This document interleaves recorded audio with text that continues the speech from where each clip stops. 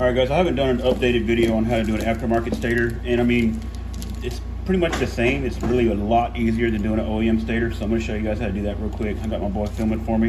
Ain't going to be perfect, but it's probably going to be better than the last video on the OEM stator. So we're actually out in my shop right now. So this is one from Vitos that I'm doing for JDS.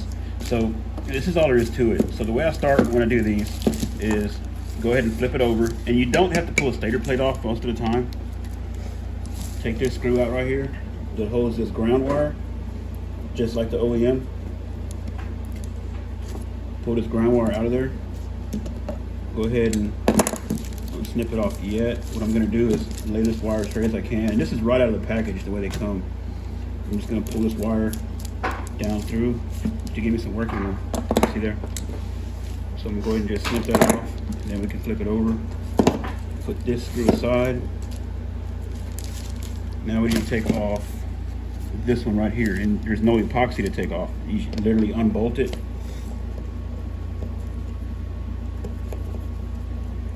Just like that. And then what we're gonna do is take this off, and see, it's super easy. Check it out. Comes right off there. Just be real careful because it's brittle.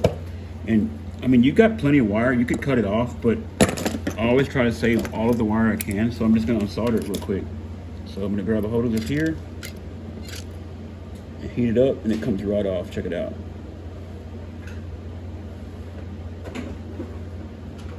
Give it a little pull. There it is, and it's already tinned, you see there, but I'm gonna put a little more on it.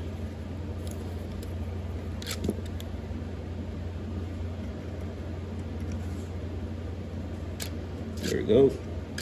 It's got solder on that. I'm gonna grab me a new piece of wire here. Just gonna strip it off. There we go. We need to tin that real quick. It's a lot easier if you have something holding all this stuff. I always do it single-handedly.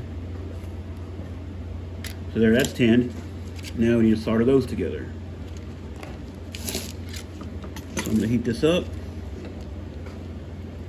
Put it side by side. See the solder melt. When the gloss goes away, it's solidified. So that's that.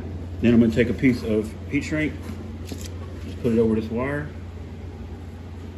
just like that. Heat shrink it.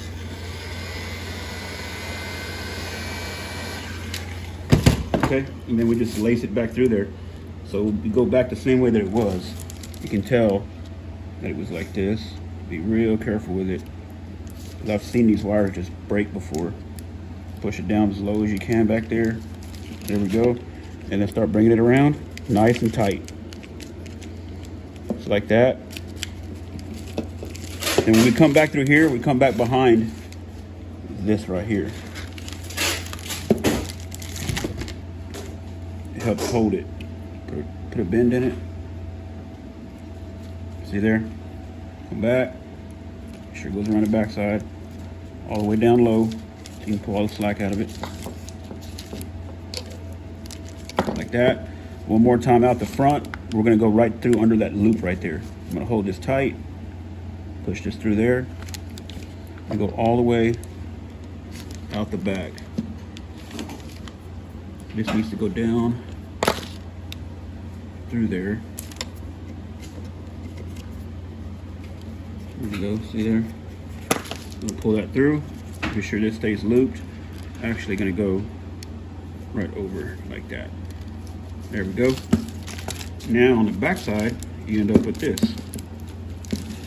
Right? Okay.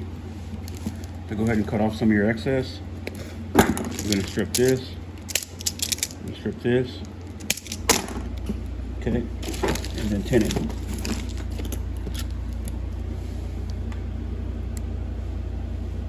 Now here you have to put your heat shrink on first because you don't have an open end. So be sure you put your heat shrink on. There we go. I'm gonna tin this one.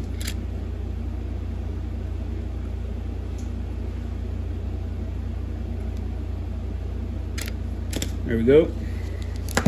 All right, now you want to get your heat shrink and go ahead and put it on the wire. Otherwise you have to unsolder it. Kind of loop these so that they'll kind of go where you need them to. you know, like that. Then I'm just gonna hold one with a pair of needle nose. Be sure this is gonna fall where I need it to. All right, and then just solder these two together.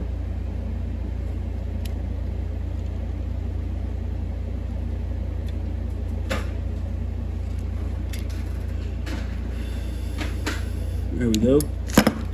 And we got that one little spike on there. That's not gonna hurt anything. It'll probably break right off, honestly.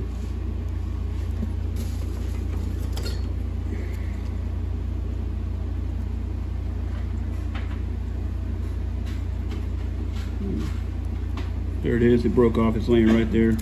So that's gone. So then we just straighten this out as much as we can to get our heat shrink where it needs to be. Center it over it, heat shrink it.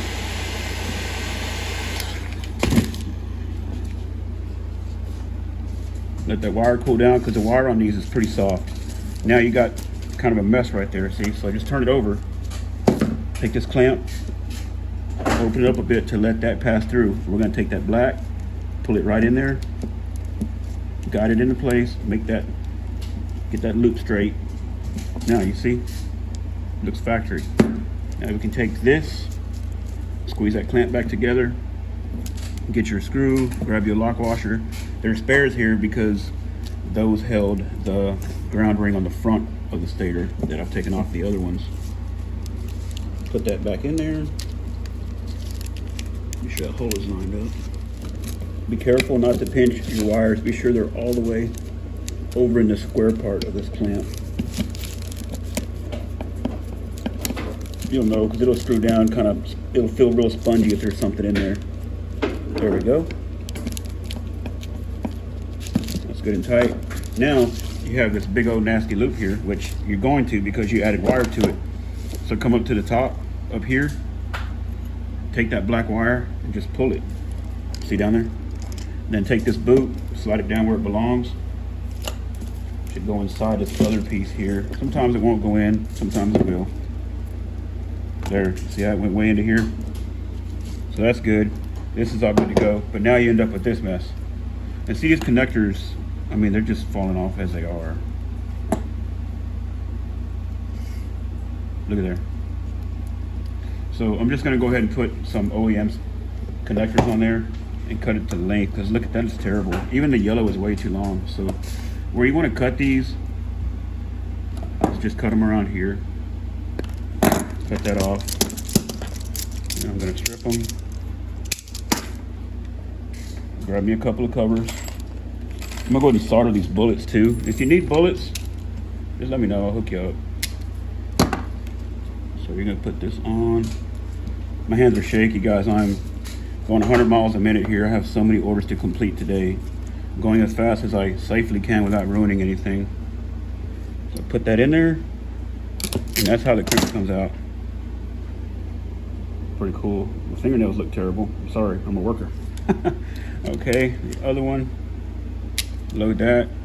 And see, sometimes these bullets will pull off. I know I've been told they pulled off here and there, and it's not that I'm in a hurry, it's not that I'm not doing something right. These are ratchet crimpers. They're either crimped or they're not. You have to squeeze them all the way for them to open. What happens is I go through tons of these. They wear out. You can tighten them here, you can adjust them, and sometimes they get bad and I don't catch it in time before I replace the set. But what you can do, if you're crimping these on at home with needle nose, it can be done with needle nose. It's not a problem. Put this under here so I don't burn my table. You can just bend each little tab over with a pair of needle nose and put you a drop of solder in there, and it is not going anywhere. I'm going to show you something here.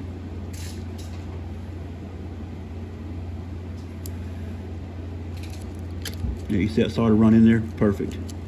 Do this one.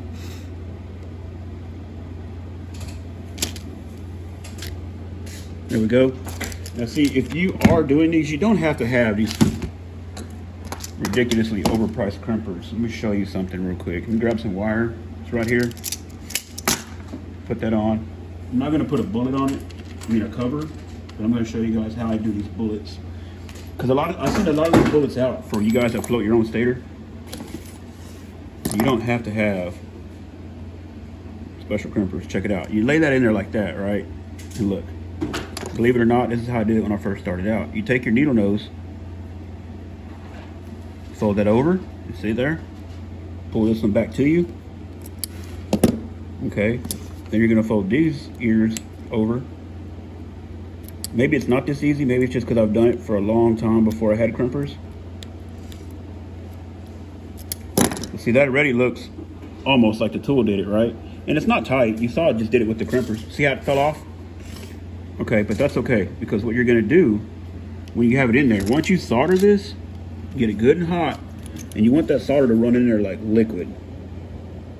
See right here, I'm not even touching the tip, I'm touching the actual terminal. I'm gonna wait till that terminal melts it. There it goes, see there? I'm gonna put that in there.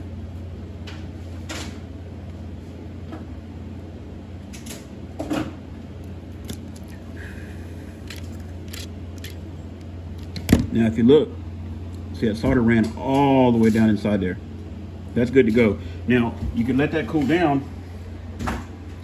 Now, of course, if you're doing it on a closed wire, put your boot on first.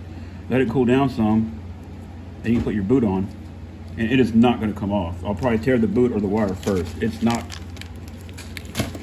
See, I ripped the whole boot off of it before it did that. If you don't have to have crimpers, you can just do it with needle nose. And you saw that it fell off with the needle nose. When you solder it, if it's done right, it ain't coming off. Look at here. It's on there.